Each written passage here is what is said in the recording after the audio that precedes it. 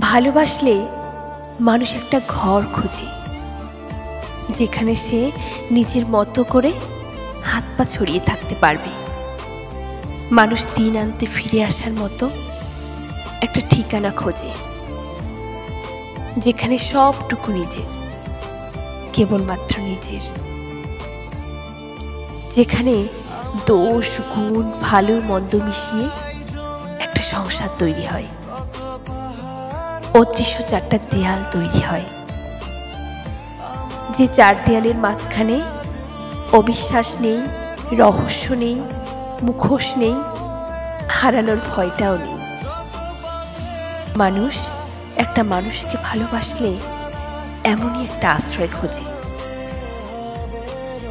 আর যারা নকল ভালোবাসায় ভরা এই গোলকধাঁধায় এমন একটা মানুষকে খুঁজে পায়, তারা আসলেই জানে ভালোবাসা কতটা আরামের, কতটা স্বস্তির।